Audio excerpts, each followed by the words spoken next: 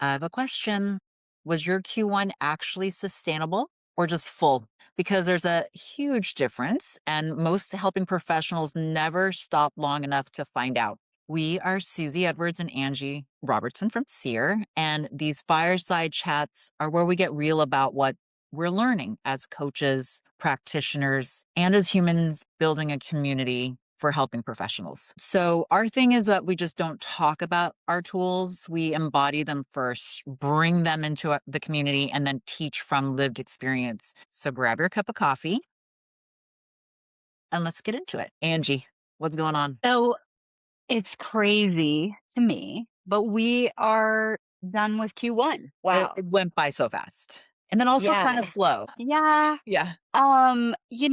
So I am meeting weekly with a group, a WAM group. This is based on a tool that we tested on a 12-week year book and their whole process of breaking your year up into 12 weeks. And we just happen to coincide it with a quarterly calendar year. So I have been meeting and will continue to meet with a group basically based on the quarter. So we just completed week 12 and we're kind of in week 13, week 0 right now, where we're doing this retrospective of how did things go for quarter 1.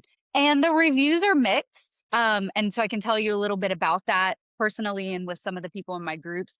Quick, because wow, we're in Q1 is done. Now we're in Q2, but also slow, like you're mentioning, Susie, because every week we were talking about what are we doing? What are our results? Are we on track? That made it slow down. So I'm going to pause right there. Anything you want to add just for No, how I mean, we are, where we are in time?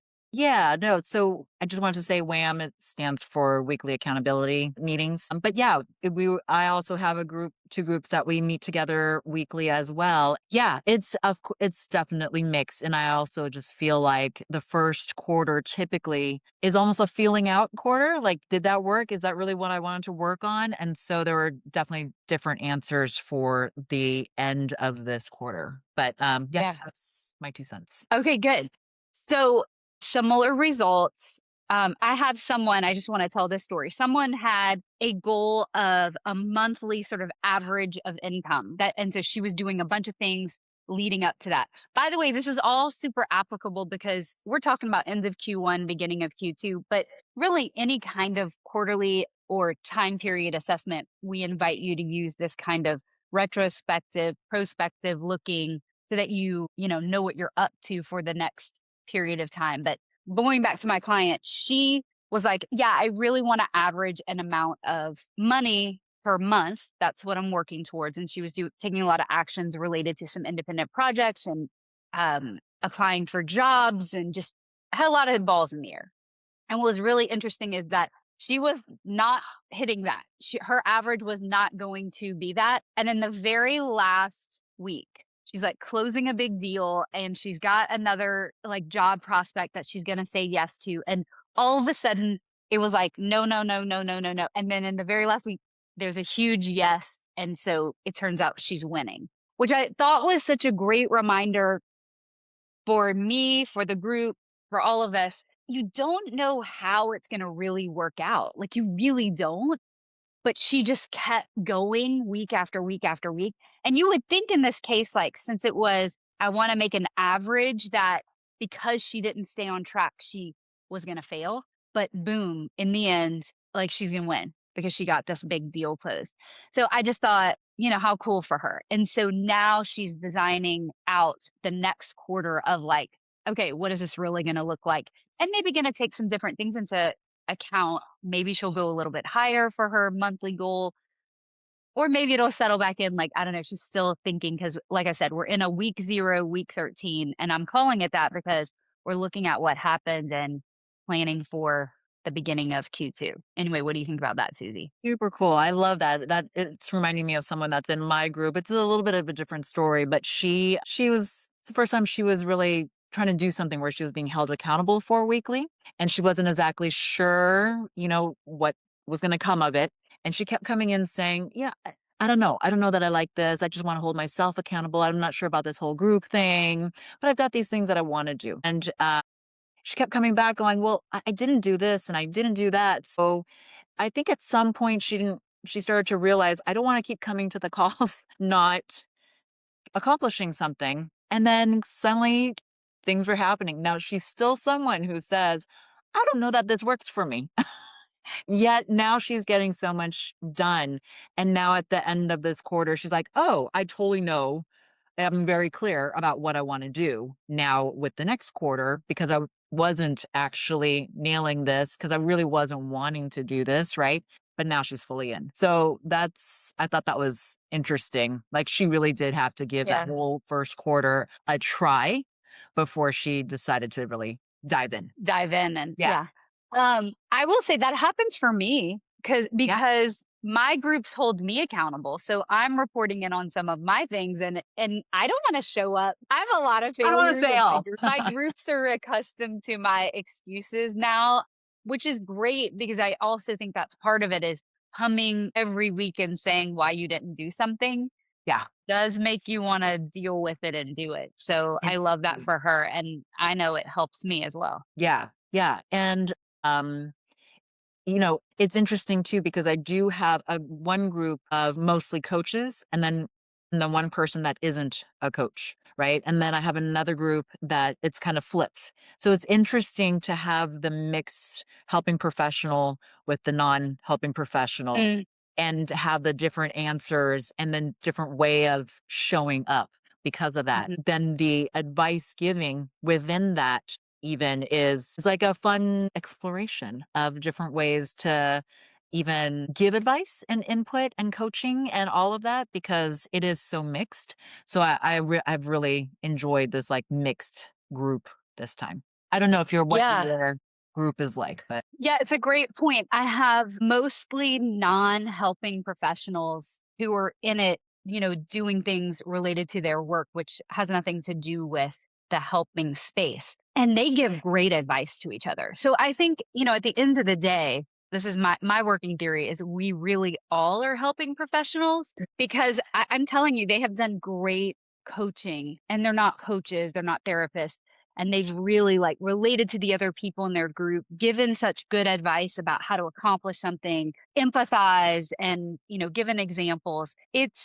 That's been really fun. It's one of the reasons why I love groups because yeah. I just think you're always learning, even if the topic is not your exact experience. There's some part of it that you can really relate to. And I've had many times personally, like I've seen something about a scenario or something that I needed to see for myself because I saw it in a totally different fact pattern. So, Yeah. that's just a shout out for groups of people who can really like help each other and hold each other accountable. I like this WHAM group for that. Yeah.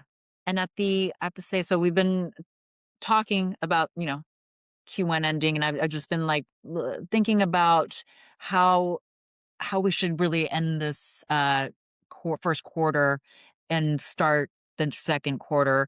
And I landed on these three questions just to think about the first quarter, which is um, do you actually know what you're measuring? And this is for people who aren't in a WHAM group, right? Like, do you know what you're measuring, or are you just counting your different sessions or whatever your metrics are needed, right?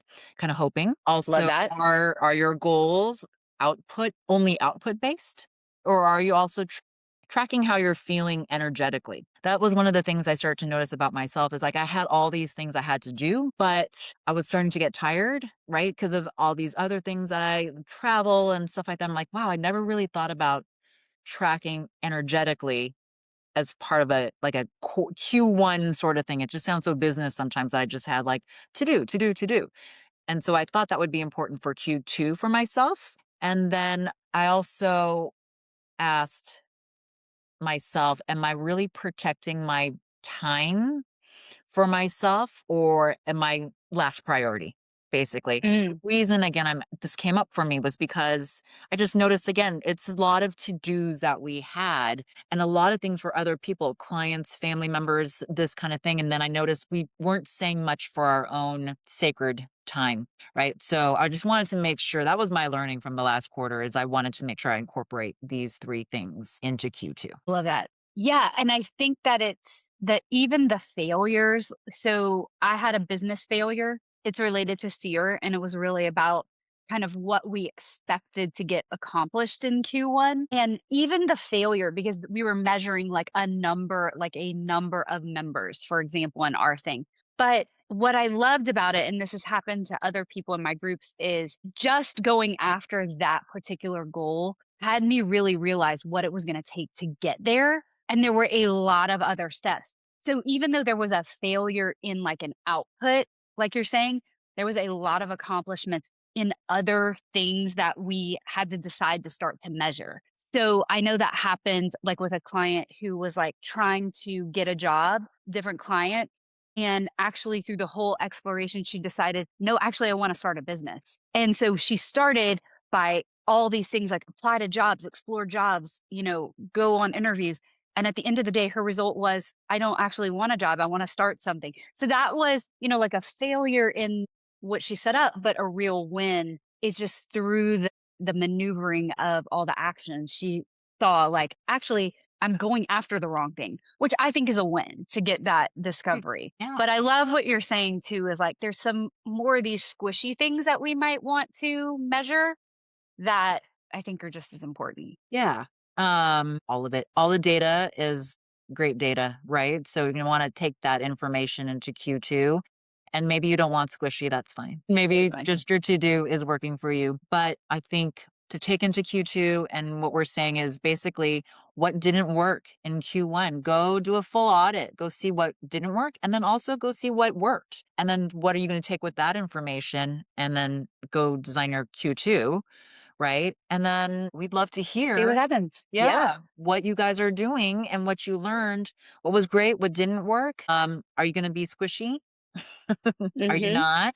Right? And I think Questions are you asking of yourself too? I yeah, think it's in the questions too, we can elicit some different information, which I think is really great. Yeah, all comments are welcome. We're learning for ourselves. We're crowdsourcing the info, and I think the biggest tip is, hey, now's the time to set yourself up because we're at the beginning of Q2. Really, you could start a 12-week year at any time, right? It doesn't even have to be a Monday. It doesn't have to be beginning of the quarter, but set yourself up so you know where you're going because I promise you, you will feel accomplished just because you are deliberately taking some steps to move towards something. That's been a huge win for the groups. absolutely. So we have this year something called the Builder Circle that we're building for 2026. And just want you guys to know that all this reflection that we're doing, you're not alone. And we love doing this as a community. And that's what we're building here. So if you want to come reflect, learn, and talk